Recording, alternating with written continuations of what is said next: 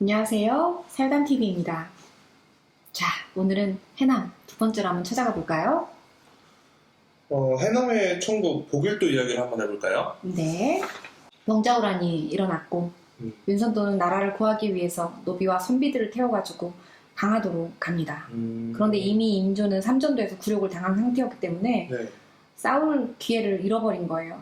그래서 육지에 닿아서 살면 굴욕적이다 해서 제주도로 떠나기로 했다는 거예요. 근데 풍랑을 만나가지고 보길도에 들어가게 되었다는데 네. 그곳이 천국처럼 아름답고 예뻐서 집과 정자를 짓고 별실을 만들어서 네. 그곳에 귀거하게 됐다고 하는데 네.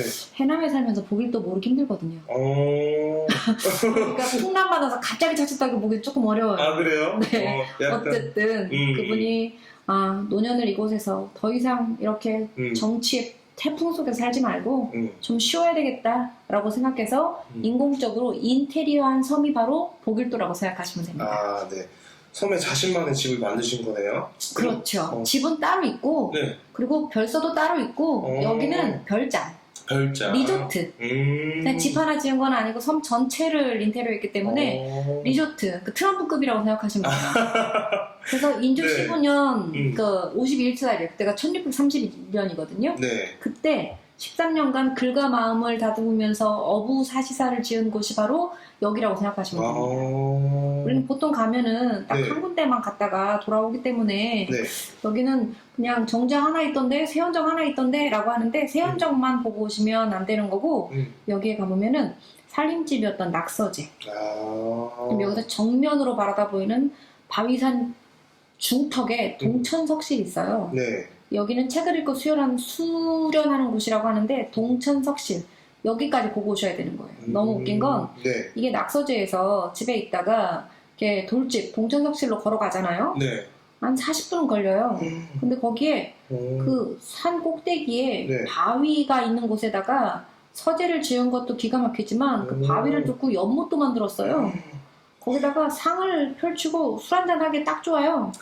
근데 술이 떨어져요? 네. 그럼 노비한테 오라고 하면은 40분 걸릴 거 아니에요? 네. 왕복하면 더 걸리잖아요? 네.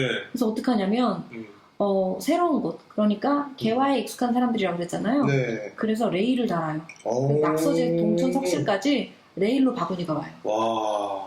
대박이죠? 네. 네, 그런 장소예요. 그리고 세원정. 세원정은 원림이라고도 표현하는데 네. 숲과 연못까지 포함한 정자라는 뜻이에요. 그래서 여기에 이렇게 인공볼을 맞게 되면 저수지가 만들어지잖아요. 네. 거기에 거대한 돌들이 여기저기 있는데 처음에는 원래 돌이 있는 곳에 연못을 만들지 않았을까라고 생각했는데 이 댁의 특징, 그러니까 간척 사업을 했을 만큼의 노비의 수와 그런 저력을 가지고 있던 북부였던 집안의 특징을 생각하면 옮겨왔을 가능성도 크다고 생각합니다.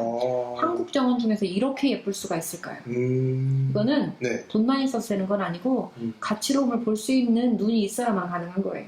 예를 들면 네. 물이 내려와요. 예. 볼을 막아요. 그럼 저수지가 되잖아요. 네. 그럼 여기에 비가 오게 되면 물이 넘치잖아요. 네. 그러면은 이 볼을 가운데를 비워놓은 판석으로 이렇게 연결한 거예요. 그러니까 이게 물이 붙을 때마다 텅텅텅텅 소리가 나요. 네. 물이 넘치면 물이 흘러 넘치면서 무지개 다리가 다시 생겨요. 너무 예쁘지 않아요?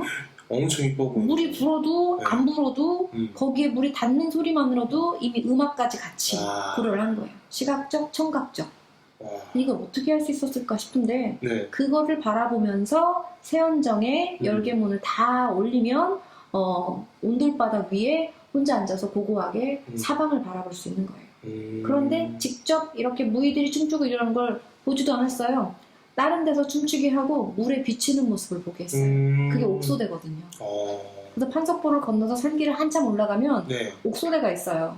그 언덕 위에서 옷에 찬란한 옷을 입고 춤을 추게 되면 선녀들이 내려와 춤을 추는 것처럼 이렇게 연못에 비쳤다고 얘기를 하더라고요. 근데 제 생각에는 네. 친구들이 얼마나 보고 싶었겠어요. 그렇죠. KTX도 없는데 거길도까지 네. 오겠어요? 요즘도 비 오면 못 가요. 네. 그리고 폭풍 불러도 못 보고 조금만 그 파랑이 있어도 못 가요.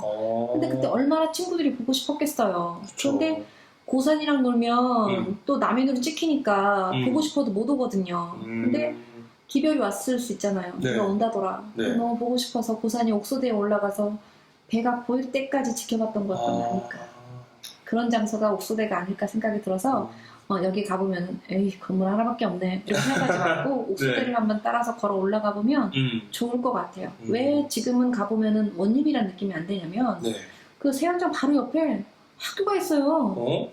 학교가요? 예, 요즘 초등학교. 음. 그러니까 이게 애들도 떠들고 막 그럴 네. 거 아니에요. 그러니까 네. 이게 원님의 고즈넉하게 아름답다는 느낌이 안 들어요. 그래서 저 학교는 뭐야 했는데 네. 이런 거대한 분이 계신데 그런 기운을 받고 공부하면 좋지 않겠어요? 그러네요.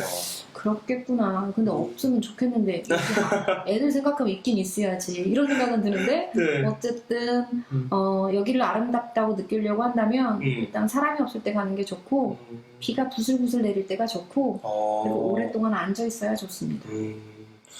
그러면 도대체 고산의 힘은 도대체 뭘까요? 호연지기. 모든 걸 다 가지고 있는 호연지기. 그게 고산의 힘이라고 생각을 해요. 그의 그 정적이 여기다가 기록을 남기잖아요. 누구게요? 누굴까요? 송시연. 아, 그래서 바위에 글 쓴 바위. 네. 그 보길도에 가면 글씬 바위라고 해가지고 이렇게 이정표가 있어요. 그래서 네. 먼 글씨를 또 바위에 새겼나 해서 따라가 보면 네. 송시열이 정적이잖아요. 네. 근데 고산이 나이가 훨씬 많거든요. 어. 그래서 고산이 먼저 돌아가세요. 네. 고산은 85세에 돌아가시고 송시열 선생님은 83세에 돌아가시는데 네. 두 분 나이 차이가 30세가 있기 때문에 네. 그래서 노론 최고의 지식인이 송시열이었어요. 송시열은 사실 어릴 때 아버님이 돌아가시고 동충당과 같이 공부를 했기 때문에 그렇게 부유한 집안은 아니었잖아요. 네. 그에 비하면 고산은 모든 걸 다 갖췄잖아요. 이게 라이벌로 붙었을 때 이길 만한 사람하고 붙어야 라이벌인 거지 자기보다 발밑에 있는 사람은 라이벌이라고 부르지를 않는데 네. 아마 송시열 눈에 굉장히 센 라이벌이었을 거예요. 그래서 아마 이 노론들이 더욱더 남인이었던 고산을 죽일 수밖에 없었을 거예요. 그런데 본인도 장희빈 기난했다가 83세 제주로 귀양 가거든요. 83세면 그때 나이로 한 120살 산 거거든요. 근데 그 몸으로 제주도 가라는 건 가다 죽으란 얘기거든요. 그쵸.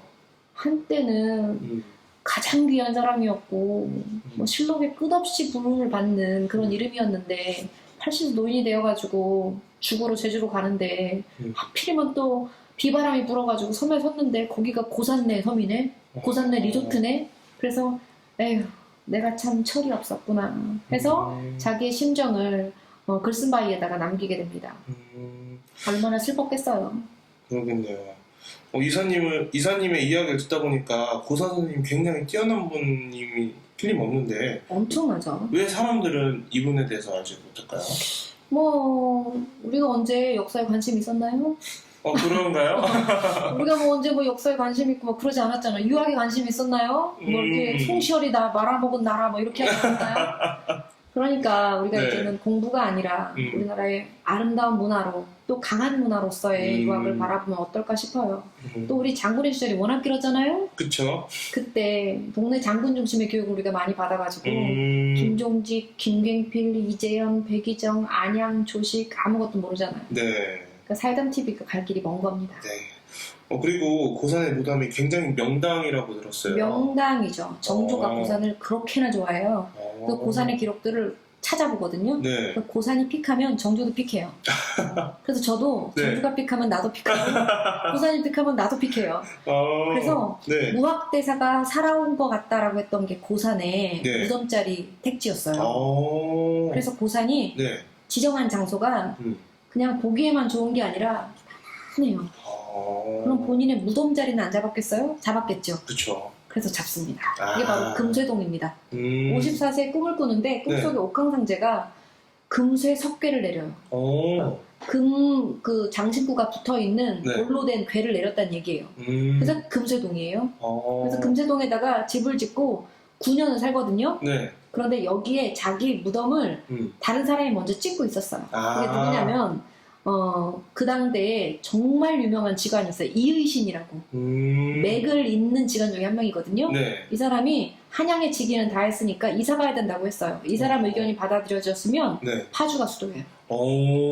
파주 사람들이 얼마나 아쉬울까.